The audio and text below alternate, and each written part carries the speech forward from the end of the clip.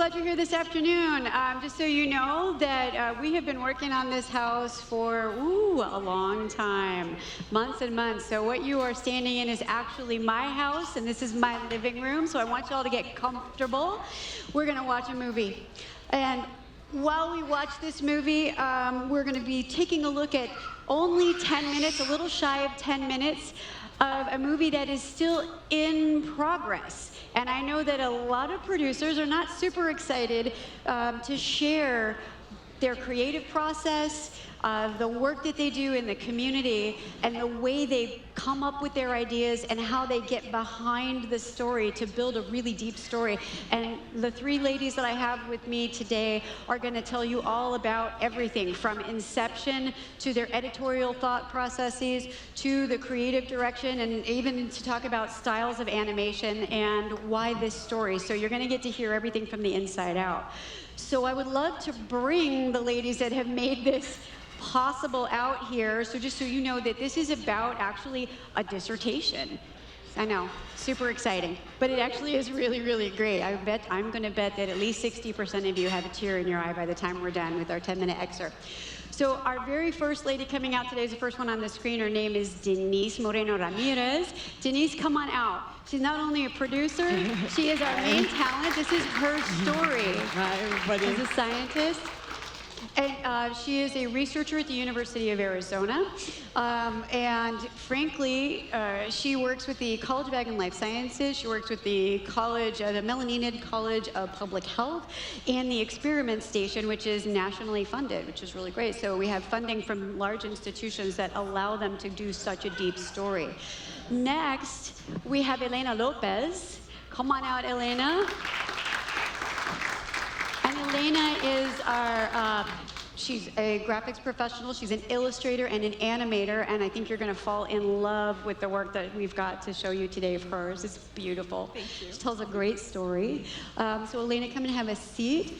And then last but not least, the person whose brainchild this is, this really amazingly rich story, originally from Sweden, who somehow landed in Tucson, and luckily she's still here with us.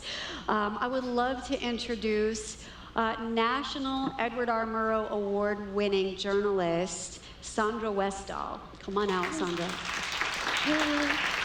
And she is she's everything to this movie, right? Director, producer, cinematographer, editor, and I don't know, overall fabulous blonde face for the movie. Well, so ladies and gentlemen, without further ado, we're gonna go ahead and play the clip. It's about 10 minutes. We're gonna bring the lights down, and then afterwards, we're gonna talk all about it. So please enjoy.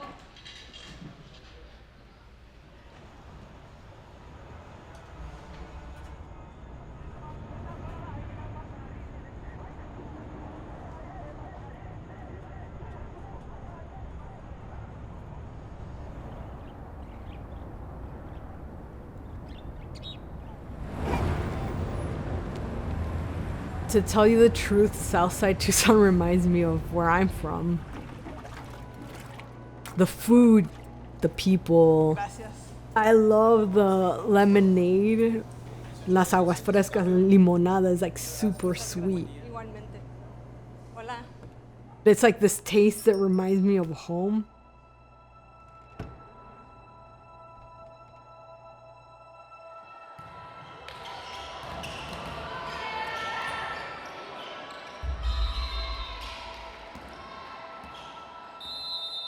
I was born in the 70s and I grew up in the 80s and 90s in Nogales. It's a small town of about 20,000 people. My family is divided by a border, like an actual physical border. But I grew up on both sides. Monday through Friday, I lived in the Arizona side of Nogales. And then Friday night, I was taken to the Mexican side. It's like this huge metropolitan area.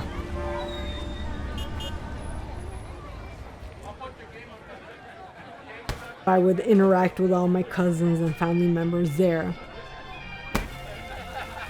It was a really nice place to grow up.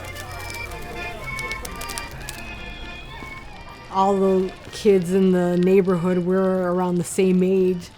We played outside in the streets, we rode our bikes, and did a lot of outdoor activities. When I was in high school, a group came to study our community because of contamination issues. The binational study indicates that a 6 to 7 mile plume of industrial chemicals is located under Nogales, Sonora, contaminating 3 public wells. When we brought our industry into Mexico, it was during a time of no regulation and very, very rapid development, and nobody really knows what went on in over 20 years. Nobody knows what happened to hazardous waste from most sources down there. Now the evidence is that it's affecting thousands of people's lives. It's safe to say it's industry and their industrial chemicals. What you can't say right now is anything at all about who, when, where, and why in the hell they did it. This is not Mexico polluting the U.S. This is a binational problem. How do we really look after the health and the welfare of the people in these towns? How do we control industrial pollution? What are we going to do about water supply? Where are we going to get water for the thousands of people whose water is contaminated? The government officials, researchers, and advocates from the U.S. and Mexico that jointly studied the water will meet to verify their findings and to develop recommendations to correct the problems.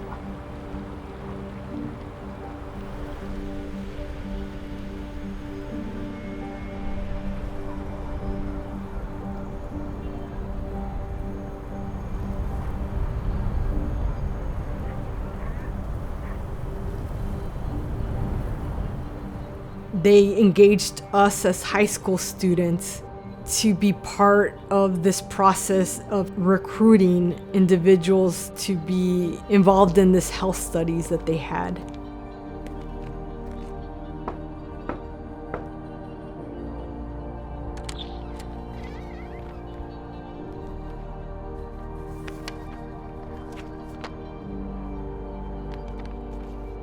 Us as high school students were waiting for the university researchers to tell us what happened. We had no clue if they had found a connection between the contamination and the health issues in our community. And so we never found out anything. My gut feeling was telling me that was wrong what they did. They just came, studied us, left, published, and then that's it.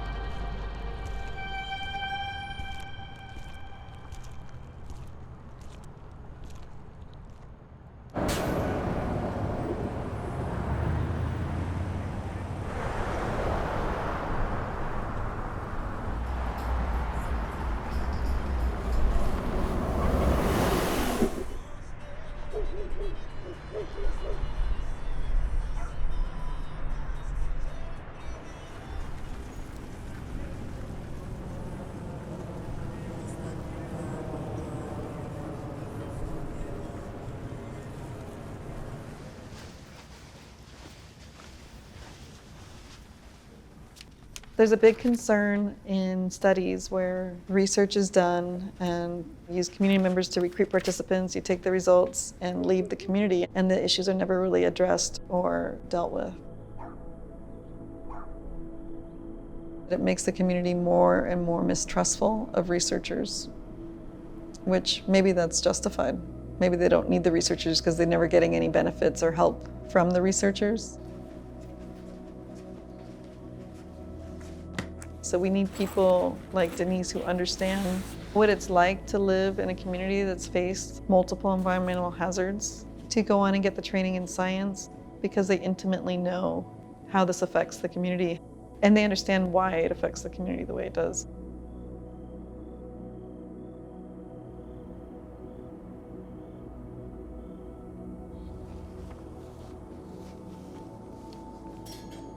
Should I turn the light on? Yes.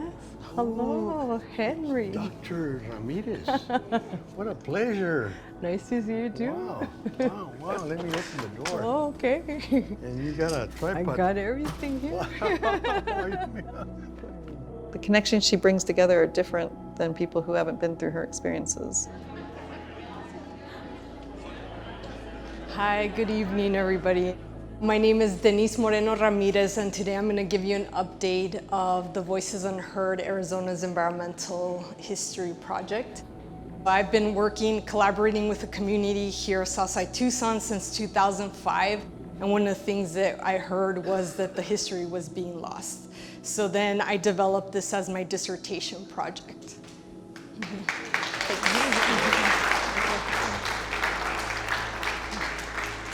Denise, you've done a great job. I congratulate you. You're not too far from your PhD. And people that are from our community that are participating, they want to get educated with the problem that has been with us. We've been the guinea pigs for that for years, you know?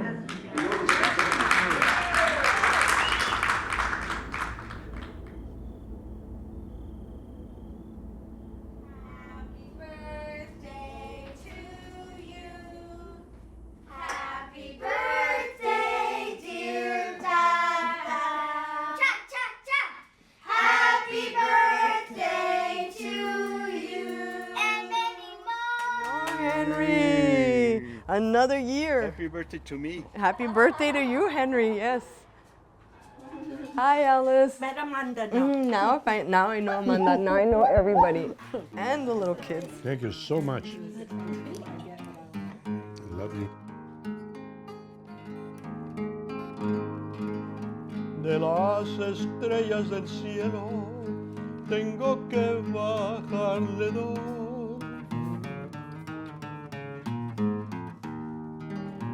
Una para saludarle y otra para decirle adiós.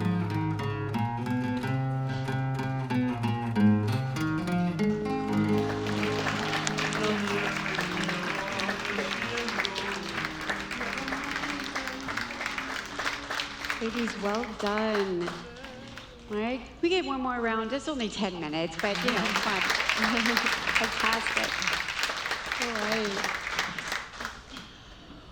So we got a lot to unpack, even with 10 minutes here. And I know that we're looking at a good hour-long documentary, but I think we want to start out with the fact that this is all based on Denise's work in the community and Denise's initial study, Voices Unheard in Environmental Justice in the Community. So tell us, Denise, about your inspiration to go on to be a scientist. I mean, we saw you, an animated version of you, in the street talking to researchers, and it did not make you happy. Yes, so as you saw in the preview, I had a gut feeling that something was wrong with what the researchers did. So what I experienced was termed helicopter research, and for individuals like myself, it's pretty common. And for a lot of communities that are facing toxic pollution, it is very common. And it's basically when researchers come into a community, they do their research, and then they leave the community, and then nothing changes. And so that experience really inspired me to become who I am, as an environmental scientist. And not only that, but it also is inspiring me to change the research system, that in order for it to serve better communities that are facing this environmental injustices. Because the individual that was talking about helicopter research in the preview we just saw, that's pretty much what happens to us on the ground. We feel like we're kind of like under a microscope, you know? That's really how I felt at that time when I was in high school and facing these different things we were facing. It was like we were under a microscope. And that's really what I felt at that time and what inspired me to do this type of research. Yeah, and you kept going all the way through to a dissertation, and now you're working postdoc, right? You continue to go. And then that interesting thing about that, well, not the only interesting thing about that, but what I think is amazing is that this experience you had as a teenager is still affecting how you're working today, which is incredible. So some part of that, which I think you capture very well, even in this excerpt, is that this story has a very long history. Sandra, you want to talk to us a little bit about that, about how you decided to come and take a look at something? This is not an easy story to tell. It is since the 80s, right, with TCE contamination? Right. The story as a whole is just very complex, and I think that's true for many other communities across the United States that are impacted by environmental injustices. And in order to tell that story and do the story justice, it was really important for Denise and I to work closely together. Denise, she has worked with the community for 15 plus years, I think. Yeah, more 20 now. 20 years. Yeah. So so it was just really, really important for Denise to be involved as well as the community members, and also a part of what we're unpacking in the actual film is also the history. And before joining Landmark Stories, I was working for the local PBS affiliate in Southern Arizona for a little more than half a decade. And during that time, I learned about the story. So during COVID, I actually went back to dig through their archives and found a lot of stories that was done from the early 80s through the early 90s that will show throughout the story. That was some of the footage that we saw, right? They captured old footage? Right. Yeah. Yeah. Which was beautiful, but also very clear that those scientists, well, we have two problems with this, right? So we have scientists that are coming in, asking questions, and I think you said they came in, they asked questions, they publish a report, and they're gone, right? Yes. So that's one issue. And then on the other side of it is you've got your stories, you're looking at journalistic coverage. They come in, they tell the story, and then the news cycle changes. Right. So that really tells us, though, how hard this is to cover. And I just want to touch on the fact that where you are embedded in the university, I'm not giving the university more of a plug than it deserves, but allows you the time to actually get to know Denise as a researcher. Tell us how it is you found out about Denise's work and decided to really dig in there. Yeah, with Landmark Stories, we're very, very uniquely placed within the National Experiment Station, and their mission is to support and disseminate innovation of science. And we really have this fantastic opportunity to spend the time with the researchers to really show the real impact that they have in communities. And kind of what we focus on at Landmark Stories is to tell these really real and untold stories about scientists and communities that they serve. And they're real people in real communities. Because like Elena, you know that this is an actual community and that you have actually, some of your illustrations very specifically let Denise trust your work. Why don't you tell us about the car? So that was really exciting. When Sandra brought me in to collaborate on this project, she knew that Denise and I were from the same hometown. And that was really cool because I was familiar with the landscapes, and it was amazing to hear that my hometown had made it onto a documentary, albeit it's not a happy ending, but at least at this point we get some representation. And because of our unique position within the experiment station, we have direct access to scientists like Denise, and we were able to talk about how she wanted everything to look, and the illustration had to be very accurate to her personal experience. So we were digging through photographs of her childhood, and we were trying to see what she wanted on there and make sure that everything was to her liking and that everything was represented accurately.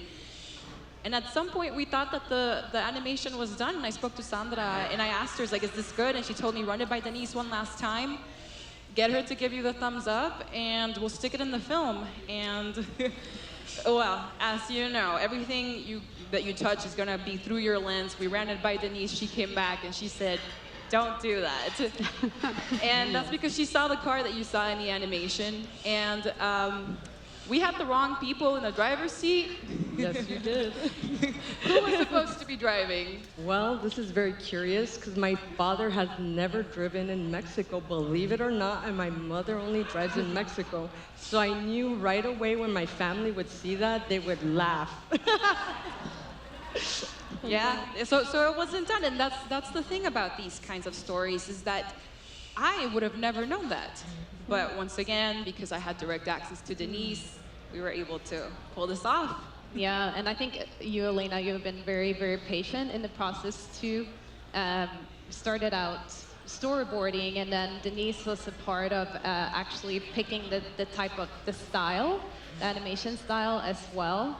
And there were just many small little details that we incorporated a lot of your family members as well. Yeah, lots of painstaking details. They This got is a frame lot by frame animation, by the way. Yeah, they got a lot of pictures of my quinceañera, let's just say. Yeah. Oh,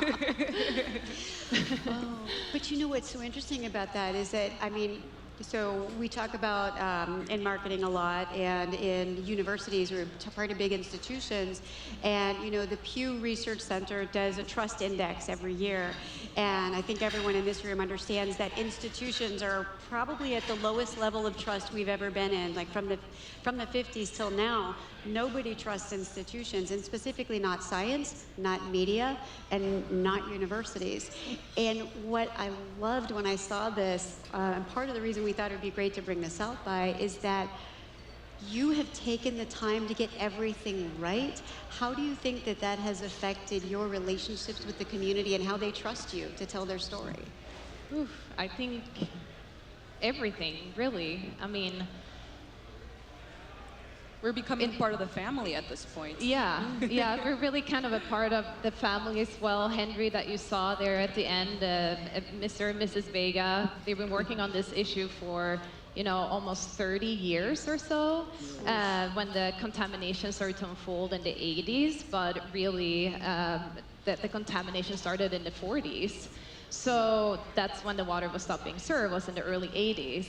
And yeah, just by creating really close relationships and letting people in and be a part of the process, that was one of the things that when, how I met you, Denise, was actually, I was listening to a local radio station in Tucson, and she came on and talked about her research and how she collaborated with the community of South Tucson. And right when, you know, as soon as she just gave like a 10-minute talk about her research and was interviewed, I was like, wow, I need to meet this badass woman. And love it. yeah. Well, so then tell me, you know, again, this is something that it's taking a really long time, and a lot of documentarians are working on a shoestring budget, can't do something like this. So this is pretty ambitious as a project. What are you hoping is going to come out of this from a documentarian's perspective? We'll start with you, Sandra. What do you think? What do you hope this change will make? I really hope that we need to work closer together instead of separate. And I think that's one of the problems with the distrust, especially for media. Because if we really are separating ourselves so much from the stories, then we don't ever know if we're getting the stories right. And it's really important for people in the stories, especially these really personal stories, for the people in it and the community to have a say of how their stories are being told. So really what we need to do is to build trust again. And we build trust by listening, and it takes time, so we need time. We need time to do these types of projects. Then we can actually rebuild trust and move forward with that. And time is the one commodity that we really don't have a lot of. It's precious. So it's precious, it's precious. So Elena, from your perspective, I know that this can make a huge difference from you, not only in terms of your career, but what are you hoping that you can get out of, or you can tell the story of, that bringing animation in that really takes tremendous detail and packs it all into this beautiful sequence. I am absolutely in love with the piñata scene. Okay, tell the story of that first. Yeah, do it. So the piñata scene, and this kind of goes back to the collaboration aspect of filmmaking, and in my case, animation of a narrative. The piñata scene is actually a strawberry shortcake piñata. You might have noticed that it's not the standard piñata that everybody expects. A big part of Mexican culture is to party for almost anything, and a piñata is almost always included.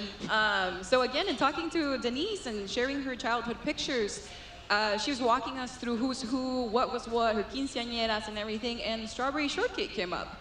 And we were like, we have to include this in there. We absolutely must. And that's how we arrived at a strawberry shortcake. But to answer the question in terms of what would I want to come out of this?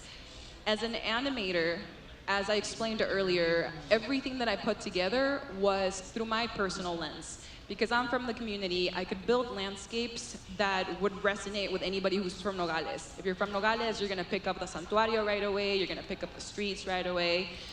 And it's because it's a documentary that's not just for the world to see and to know what happened, it's also for the people of the community.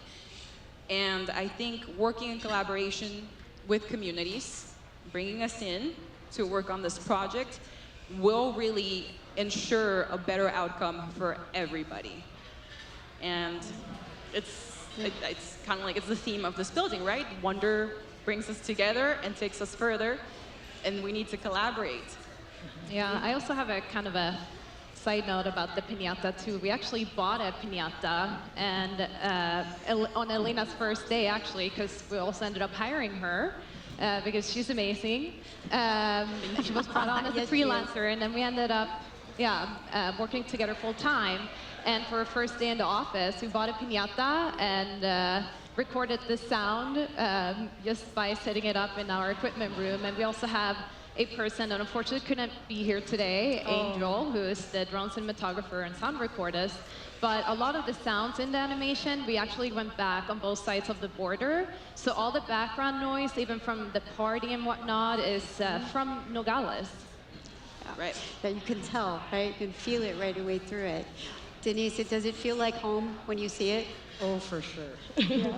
Yeah. Yes, especially this scene, actually. That was one of the scenes that Elena blew my mind with, because that's typically not what a lot of people think as the city center. And people usually stereotype, I guess, a Nogales with its tourist center. But this is the actual real city center. Yes. Right. So you would know that, and the family would know that. So you still have yet to show this to the community, yes? Yeah, we're sort of in the process of puzzling all the pieces together. So as we're doing that, we're also bringing in community members that are highlighted and featured in the story so that they can watch it and actually give us some feedback. And we're already doing that, the three of us, but Denise is watching scenes from the film. So. It's beautiful chaos. Yeah. Well, and I know that Henry, who is a pretty prominent figure in here, we see him in various guises, sort of helping to move the story along as well, but it sounds like he's somebody that's actually become a personal friend, yes? Become a little bit part of the family? Yeah, like Denise already, she introduced me to the community members, right? And she already has like 20 years of established trust. And so she introduced me to Henry, and maybe you can talk a little bit more about your relationship to Henry.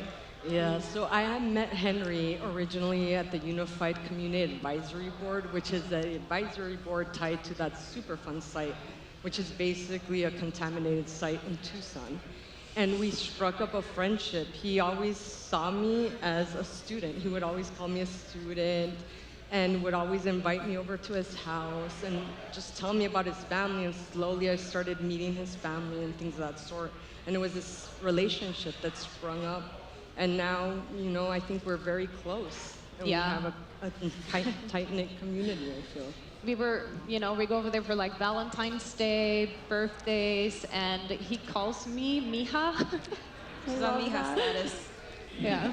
Oh my God. I can really tell that Henry appreciates and loves both of you, and I think that goes a long way in reestablishing that trust we need to start rebuilding, especially with science, right? Because you hear one thing and then you hear another thing, but the reality of it is that science is chaotic, right? It's iterative. Like, you gotta keep rolling with the punches, and I think if you establish that trust like you guys have, that goes a long way. Well, I'm sure that meant a lot. I noticed that when Henry met you at the door, Denise, he was Dr. Ramírez. I'm like, wow, that's tremendous respect. And you got a standing ovation pretty much for just saying that you were getting your dissertation. So I know that that is something that is a big theme of what you're trying to accomplish with participating in the documentary process. So Denise, what do you think this documentary can do? Is this something that can help? So we talked a little bit about what's going on with Norfolk Southern right now and what's happening, well, with, frankly, unfortunately, not just trains, but in Tucson a few weeks ago, we had a truck turnover that released toxic nitric acid, and people had to shelter in place. And it is frankly terrifying living in this world, because you just don't know what's going to happen. But as a scientist, participating in something like this, what do you hope will happen? Well, I hope that individuals see what happens to people that are in environmental justice communities and what are the experiences that we have. So then when people are starting to think of projects, that they don't just think of projects in a silo, that they actually reach out to communities and they involve them. And not only that, but they also have to be involved in the decision-making processes of a lot of these things. And not only that, but in the research process too. So I hope that individuals see this experience and they see a human face to the communities where they're working. Yeah, and not only that, but also the fact that, we see headlines, right? Headlines pop up when community members are concerned about their health. I mean, this is a story that 40 years later, there's still headlines about community members that are concerned about their health and how that has impacted the community. Well, today, what we're doing is really trying to show what it does to a generation. I mean, this water, they're living underneath the plume, and they're still meeting every 3 months to hold the responsible parties responsible for cleaning it up. They're not being served the water, but they are really, really adamant to get this cleaned up. And they're acknowledging that it's not going to happen in our lifetime. This is just going to continue. But at least this time that somebody who lives there is in fact knowledgeable enough and invested enough in the community to keep the community front and center, right? Absolutely. So it's basically, you can't come in and pollute and leave. Absolutely. Yeah. And I think it's a story of resilience, in my opinion. Yeah. Yes. Yeah. It's one story of so many that. Well, I mean, we talked about how many Superfund sites are there in the country? I think there's about 1,300 of them all over the United States. Yeah. Yeah, and so you have to have advocacy to make a difference with that. So do you have any final message you want to give to the audience before we open this up for questions? Well, I just want to say that this process have been very long, and it's still ongoing. But learning from Denise and also working with Elena, who is a community member from Nogales, right, that's also been impacted by this, is that I'm just a better person for it. I'm a much better filmmaker for it. And we need to collaborate in order to establish trust. Right. I'd like to share something that I think is rather important, that no matter how small you think your contributions towards something that's big picture, no matter how small you think that they are, Denise is living proof that you can make a difference. You can start to push things and climb up through the ranks and go out there and be at the helm of things. And the landmark stories Sandra and Elena have taught me that I need to communicate my science differently. And it needs to be done outside of peer-reviewed journal articles and out of a lot of the common things we do. So thank you. Thank you. I thank the three of you. We really appreciate this. Thank and you. It's beautiful. We can't wait to see the full length, right? Thank you. ladies and gentlemen, do you have questions? Yes, I think we have, there we go, Patricia. We came in a little bit late. What is the name of the film? So the name as of right now is nothing. It's untitled. Yeah. There hasn't been like a very, you know, sometimes you work on projects and you're like, wow, this is the title, right? And we haven't really found that yet, and also because we're collaborating with everyone else and community members, we want it to be the right name for the community as well. So we are going to wait until the film is done and all the reviews have been done, and yeah, so we'll see. It kept changing, but we will know soon. Oh, you know what? We're going to put it in the metadata, so if you Google shortcake piñata, you will find it. Yes, absolutely. Awesome. Hello, my name is Magdalena, Denise, Elena, and Sandra. Thank you so much. Big congratulations on the project. It just looks beautiful, and thank you for sharing that story. I didn't know much about Arizona until today.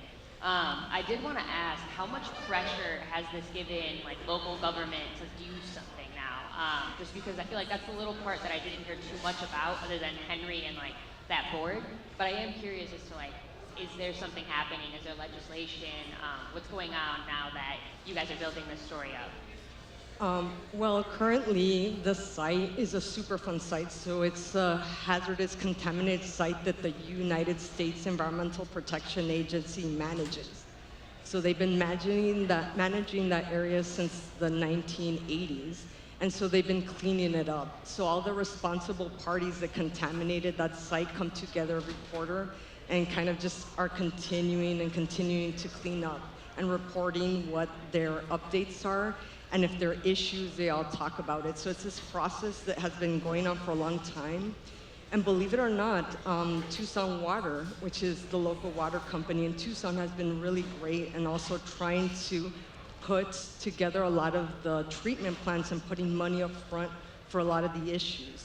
So when it comes to local, I think because it was such one of the biggest Superfund sites at the national level and also tied to the national environmental justice movement, I think that gave a lot of power to, you know, to make things happen. It's not perfect, right? But I think that the community has the eye on the ground of all those people.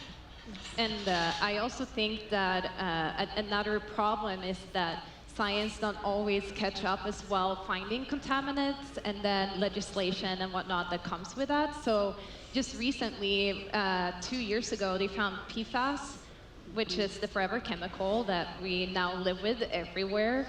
And they found PFAS in the plume as well. So there's multiple levels of contaminants in the plume that has happened and unfolded over the years. It's really probably been there since the 40s, because that's also when PFAS was heavily used.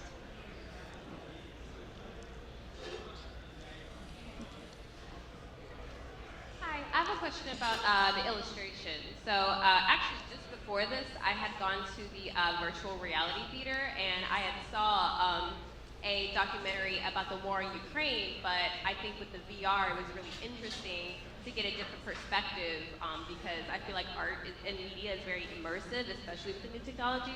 And so what do you think, or how do you think that art and media plays a role in actually like educating people? Because I feel like people tend to feel like, oh, we can just put especially researchers, oh, let's just put an article out there. The people may or may not read it, or let's just kind of make a very quick documentary just for the information. Like, well, how do you feel like putting the detail into the art actually helps the project even more?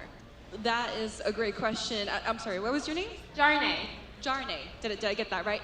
Thank you for that question. So, as it turns out, there's a lot of people, scholars in the process right now of rethinking how they get communication out. Many of them started thinking about writing books, started writing essays. It's still necessary for people who are in academia.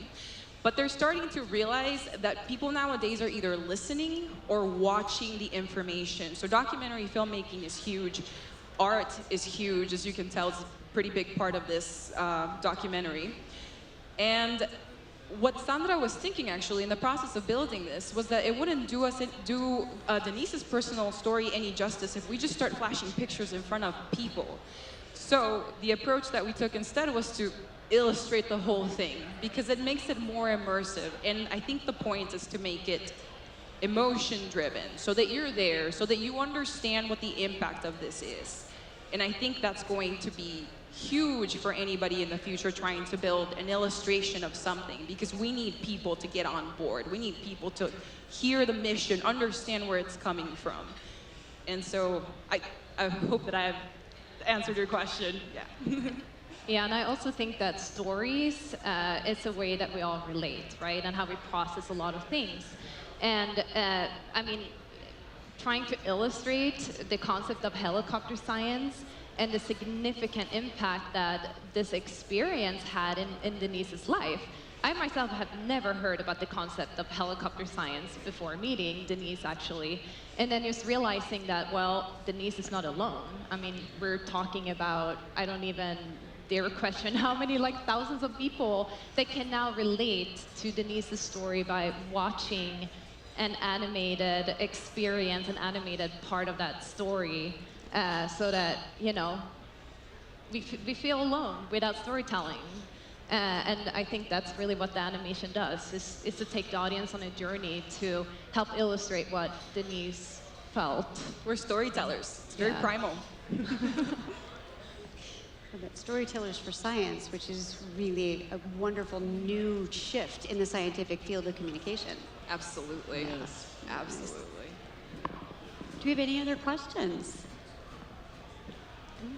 I did want to ask one that I didn't get to ask earlier, and it does relate to the same thing.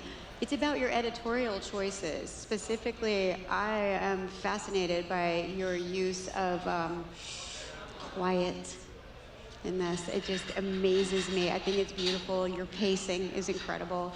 And so that is something that in this frenetic world, and I know time is is necessary and a big part of this whole story, but how did you decide, for example, to have Denise just stand up on that hill and just think for a while? Yeah, I think, you know, when you have a lot of information, and even if it's information or you're telling a story that you're processing, so you're processing the information, you're processing the story. And in order for that to be really impactful, you need to let the audience and the viewers just sit and think about it, to really take it all in, to have that moment of just silence, especially, you know, in today's world, which is just crazy, where we get fed content all the time, but actually being quiet and trusting that quietness and stillness is as important as also delivering the information, right? So if I were curious in watching this unnamed yet documentary, how will I know when it's ready to go? Where will I get to find it? You can strawberry shortcake piñata on Google. Yes, ma'am.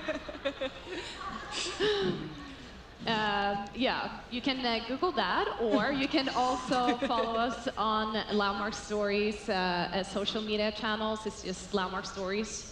And you can also look back on our website as well. For Landmark Stories, right? Yep, and we're linked to it at the Wonder House. So, ladies and gentlemen, thank you very much for your time. If you have any further questions, Denise and Elena and Sandra will be here for a bit to come and chat and grab a drink at the bar. So thank you so much. Thank you. Thank you so much. Great work.